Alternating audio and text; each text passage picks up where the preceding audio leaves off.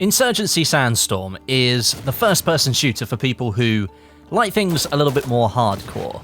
Now, I've spent some time over the last couple of days playing this game properly for the first time since it's launched, and that was back in late 2018, and I've got to say that right now this game is giving me something that I've been looking for the last few months. The gunplay is really, really satisfying. For Battlefield 5 players who are craving something more lethal, then this is a game that you should be looking to play. And the console launch is coming in the spring. I think it's just a couple of months away, so I wanted to get it on your guys' radar in case you are looking for a fast TTK fix at the moment. Now, I've been a fan of Insurgency since the standalone game launched back some 6 years ago now, and I think I started playing it in 2015, so I've been playing it on and off for about 5 years, and even back then, the game set itself apart from other shooters by positioning itself at the really far end of the hardcore scale when it comes to combat.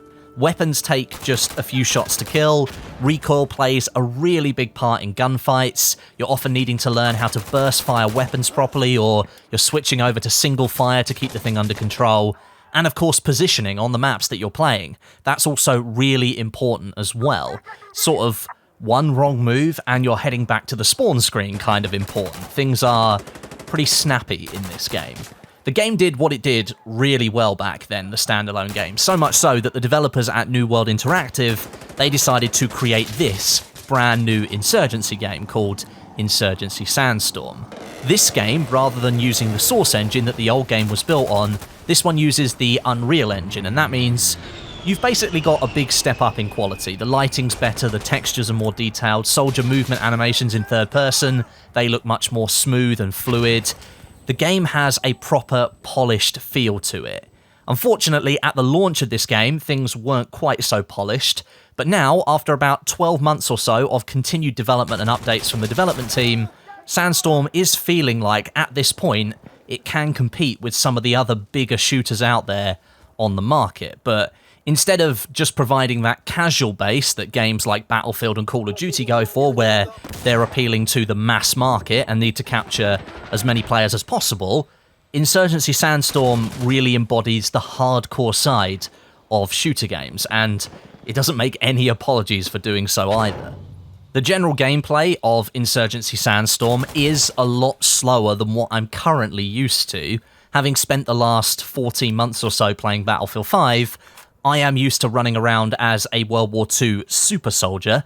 I'm sprinting everywhere, I'm able to pull my gun up instantly and engage with multiple enemies, I'm sliding around corners, I'm jumping away from incoming bullets. You can't really do that in Insurgency Sandstorm.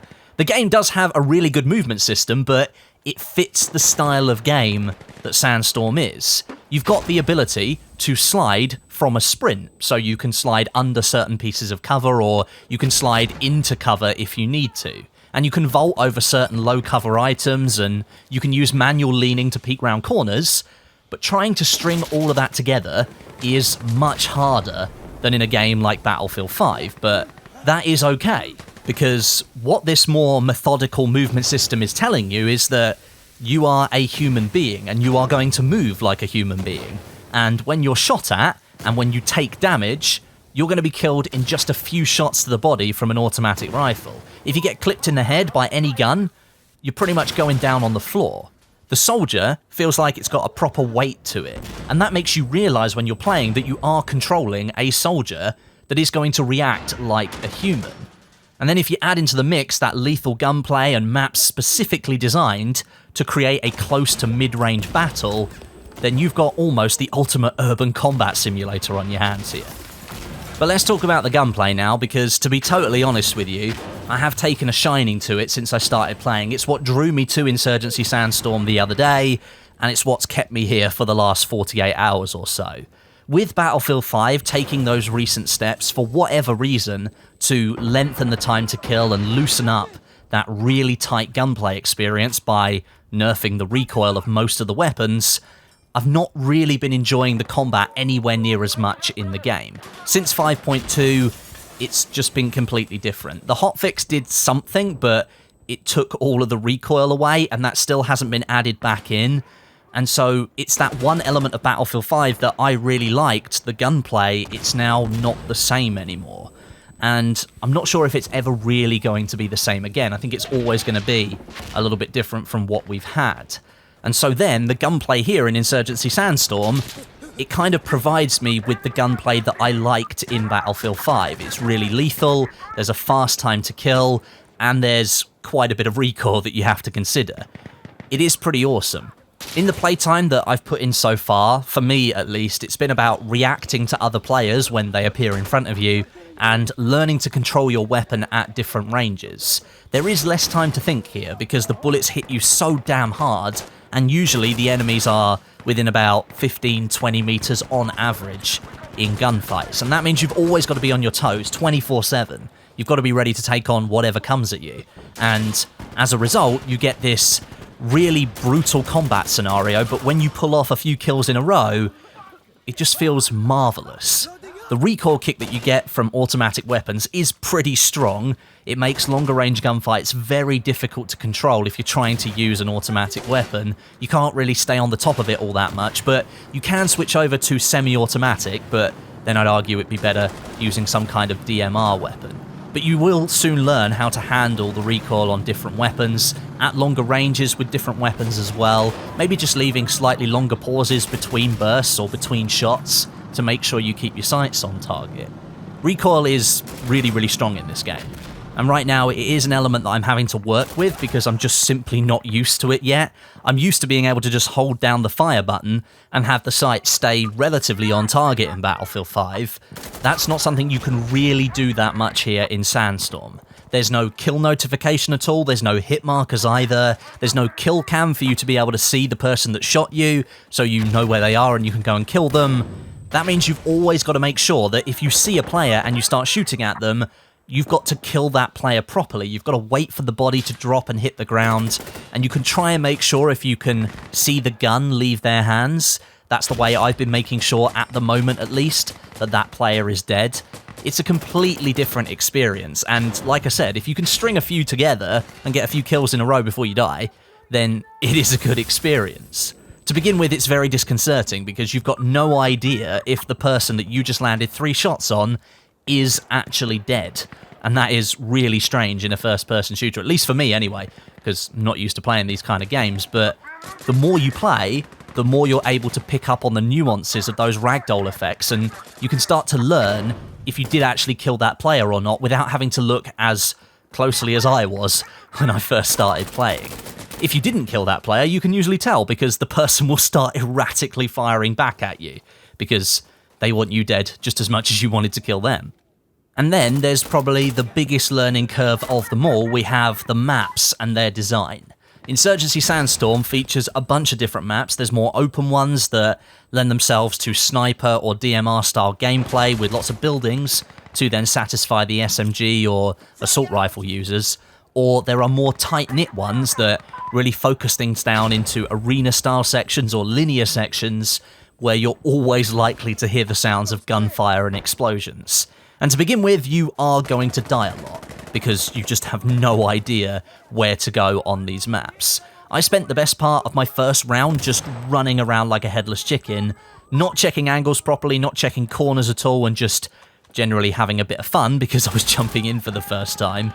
But eventually, I realised that dying all the time really wasn't that fun, and certainly it was a bit shameful to see myself sitting at the bottom of the scoreboard, so at that point, I started taking things a little bit more slowly. I was trying to learn the main routes through the map, depending on the game mode, knowing which angles to hold around certain objectives, so you've got a good line of sight, and becoming more efficient with my movement, so I'm learning which pieces of cover that I can jump over or I can crouch behind. The map design in general is really good here in Sandstorm, and it fits the setting that I think the developers have gone for. And then, perhaps the crowning piece for Insurgency Sandstorm right now that sort of ties everything up really nicely is the brand new game mode, Domination. And I say brand new because it is brand new for Insurgency Sandstorm, but most of you out there watching this video will know what the Domination game mode is. Insurgency Sandstorm does have some really good other game modes that you can play, but the thing is, when you're first jumping in, you've got no idea how to play those brand new game modes that you've never played before. And as a new player, that isn't all that helpful, considering you've also got the lethal combat to think about, the map layouts, you've got to learn the guns and all their recoil as well.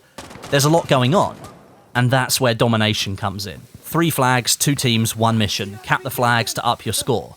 That's all you have to remember. At the same time, you can then start running around with any of the guns that you want to use. You can start to learn how they feel. Obviously, there's different maps in the rotation. You can start to learn some of the routes through certain parts of the map. And all you've got to remember is to move from flag to flag in that game mode. All the while, you're picking up all these other things, all these other elements of Insurgency Sandstorm. And you're not penalised as harshly when you die, because you just get instantly respawned back onto the map, and off you go again. Domination is essentially a practice stage for people getting to know the game. It's a really good addition from the development team because it makes it really easy for new players to start learning and understanding the game without the developers needing to change a core gameplay mechanic like the time to kill or the gunplay that everyone else has been using for an extended period of time. Instead, we've got the same game but an incredibly easy to understand game mode of limited scope. That allows players to just focus on getting to grips with the combat in this game. So, there you go. Safe to say that Insurgency Sandstorm is a damn good time, and I'm really enjoying playing it at the moment. If you are like me and you are missing that lethal gunplay that Battlefield 5 gave us, then I highly recommend giving this game a go, but do be warned, this is a properly hardcore gameplay experience, so it won't be for everybody. And if you are going to give it a go, it is slower, it is more methodical, and it is very, very lethal. So just have that in mind when you launch it up. For the console players, yes, I know this isn't out for you yet, but it is supposed to be launching in spring of 2020, which is what, a couple of months away, maybe 3-4 months at the most, and then you can probably get in on some of the action as well. But like I said at the beginning of the video, just kind of wanted to put it on your radar to see if anyone out there was like me and wanted some lethal TTK back in their lives. But thanks very much for watching today. Make sure you drop the video a like if you did enjoy it. The dislike button is there if you didn't enjoy it. And make sure you are subscribed with notifications switched on. That way you won't miss any of my future videos. But until next time, my name is Westie, and I'll catch you guys in the next video.